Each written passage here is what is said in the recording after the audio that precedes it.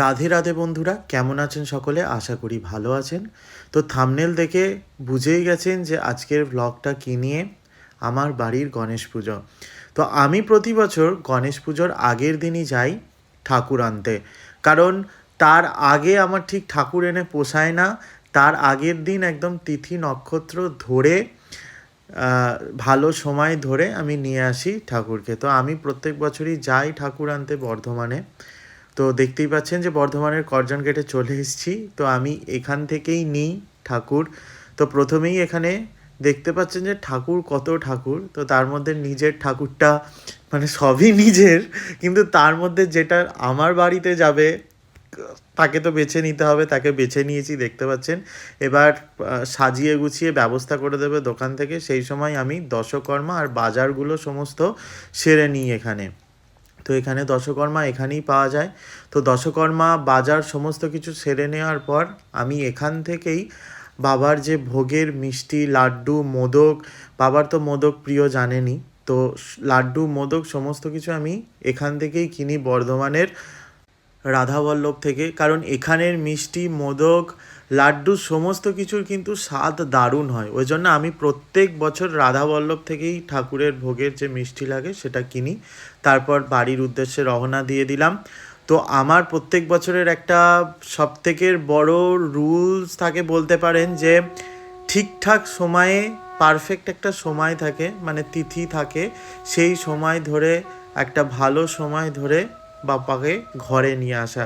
তো প্রতি বছরের মতন এই বছরেও তার অন্যতা হয়নি, সেটা হলো। তো এরপর আমি আপনাদেরকে দেখিয়ে দিই যে ঠিক কী কী বাজার করা হয়েছে কালকে ভোগের জন্যে।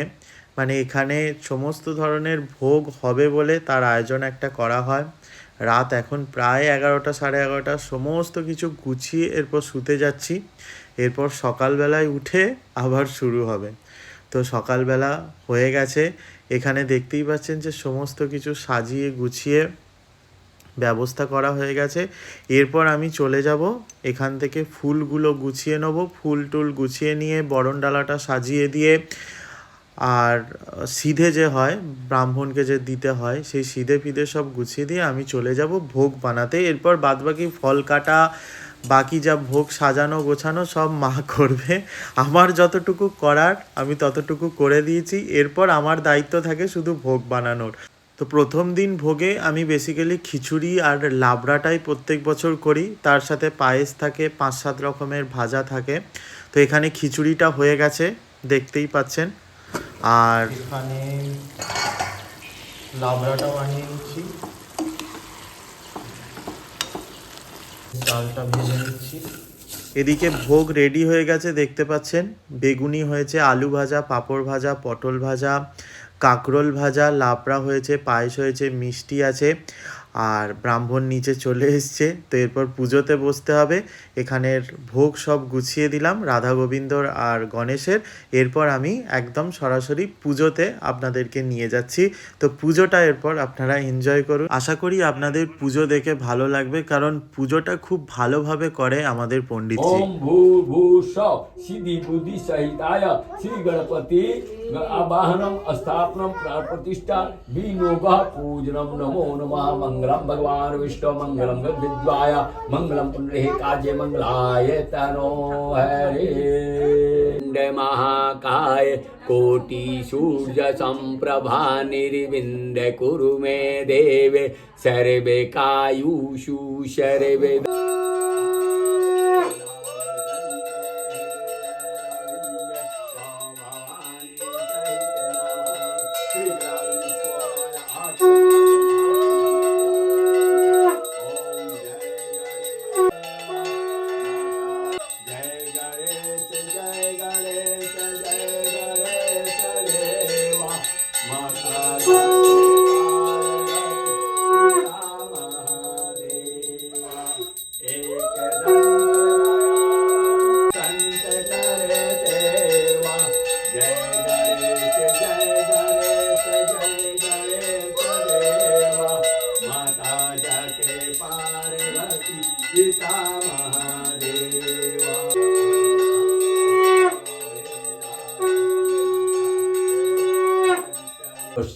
भातखंडे आर्यावर्ती मासुते मासानां भाद्रपदौ बुधवासरे शर्माहम इष्ट देवता कुल देवता গ্রাম দেবতা স্থান দেবতা বাসুদেব। প্রথম প্রথম যখন শুরু করলাম পুজো তখন অনেকেই বলতো তোরা অবাঙালি নাকি।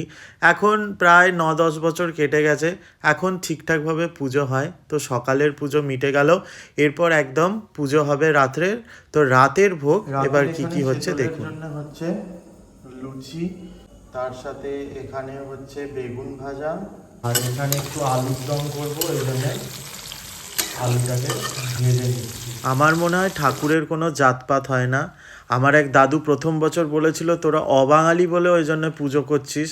তো এখন মনে হয় যে সেই কথা শুনে যদি বন্ধ করে দিতাম পুজোটা তাহলে খারাপ লাগতো, কিন্তু এখন খুবই ভালো লাগে। তো দেখতেই পাচ্ছেন এখানে ভোগ তৈরি হয়ে গেছে, লুচি, আলুর দম, বেগুন ভাজা আর মিষ্টি।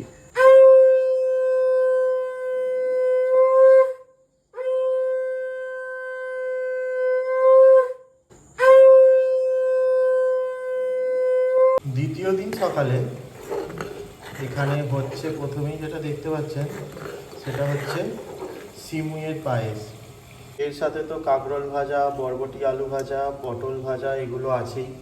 এখানে পোস্ত করব, পোস্ত বাটা হয়ে গেছে, আলু পোস্ত হবে, পোস্ত বেটে ফেলেছি। এখানে ফুলকপি করব বলে ফুলকপির আলুটা ভাজা হয়ে গেছে, এখানে ফুলকপিটা ভাজা হচ্ছে। বেগুন ভাজা হবে, এখানে কয়েকটা লুচি করব আর একটু ভাত করব আজকে।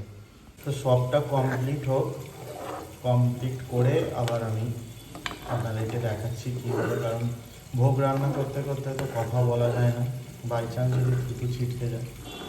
এখানে লুচিগুলোও ভাজা হয়ে গেছে, সিমুইটা এখানে হয়ে গেছে, নিয়ে নিয়েছি, ফুলকপি আলুর তরকারিও হয়ে গেছে। মোটামুটি সমস্ত খাবারই কমপ্লিট হয়ে গেছে, শুধু ডালটাও হচ্ছে। দেখতেই পাচ্ছেন যে বড়ি ভাজা, বেগুন ভাজা, বরবটি আলু ভাজা, কাঁকরোল ভাজা, পটল ভাজা, এখানে ডালটা দেবো, পোস্ত, ফুলকপি আলুর তরকারি, সিমুইয়ের পায়েস, আর এখানে মিষ্টিটা দেবো। এসব যাবে গণেশের ভোগের জন্যে, আর এইগুলো সব আলাদা করে যাচ্ছে রাধাকৃষ্ণের, মানে যেহেতু বাড়িতে রাধাকৃষ্ণ আছে সেই জন্যে রাধাকৃষ্ণর ভোগের জন্যে। এখানে ভাতটাও হয়ে গেছে। পণ্ডিতজি এসে গেছে বলে আর তাড়াতাড়ি করে আপনাদেরকে ভোগের কিছু দেখাতে পারিনি। এখানে দেখুন পুজো অলরেডি বসে গেছে, ভোগ আরতি শুরু হয়ে গেছে। তো এখানে সমস্ত ভোগ বাবাকে সাজিয়ে দেওয়া হয়েছে।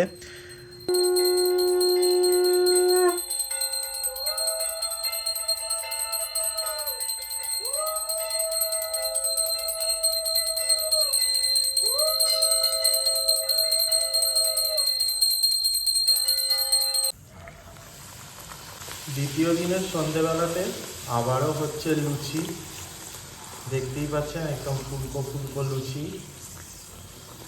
এর সাথে কি কি আছে আমি দেখাচ্ছি, আগে লুচিগুলো করে নিই। লুচি সবসময় একটু ফুলকো ফুলকো না হলে ভালো লাগে না। ফুলকো লুচি যেমন মানুষেরও খেতে ভালো লাগে, আমার মনে হয় ভগবানেরও খেতে ভালো লাগে। রেডি হয়ে গেছে, দেখতেই পাচ্ছেন। এটা হচ্ছে আলুর পাঁপড়, কেনা আলুর পাঁপড়।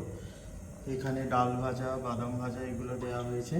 আর এখানে আমার মনে হয় আমি যেগুলো খেতে ভালোবাসি সেগুলো ঠাকুরকেও দিতে পারলে ভালো লাগে, সেই জন্যে নিজের হাতে যতটা পারি বানাই, আর না পারলে বাকিটা তো কেনা, বুঝতেই পারছেন। আজকেই শেষ দিন। আজকের ভোগে দেখতেই পাচ্ছেন রাইস আছে, বাসন্তী পোলাও, এখানে কাঁকরোল ভাজা, পটল ভাজা, বেগুন ভাজা, ঢেঁড়স ভাজা, এটা বাঁধাকপির পকোড়া, এটা পনিরের একটা তরকারি, এটা ঘুগনি দিয়ে করেছি পনির দিয়ে। এগুলো তো সব রয়েছে, এগুলো রাধাকৃষ্ণের ভোগের জন্য আলাদা করা আছে। এটা গণেশের লাড্ডু, এটাও গণেশের মিষ্টি, এখানটাও আছে। এটা একটা সাউথ ইন্ডিয়ান ডিশ, আমি যখন সাউথে ছিলাম তখন এইটাই ঠাকুর দেখতে গেলেই এটা হাতে দিত। তো এটা এখানে আরও রয়েছে রাধাকৃষ্ণের ভোগের জন্য, এখানে রয়েছে পনিরটা রয়েছে, এখানে ঘুগনিটা রয়েছে, আরও সব বেঁচে গেছে, এগুলো সব পড়ে রয়েছে, এখন কখন গুছাবো তার কোনো ঠিক নেই। शर्माहम इष्ट देवता कुल देवता ग्राम देवता स्थान देवता वासु देवता पितृ देवता सर्वे शांति शांति ग्रहाय देवा पान चढ़े फूल चढ़े अवर चढ़े मेवा लडुअन का भोग लगा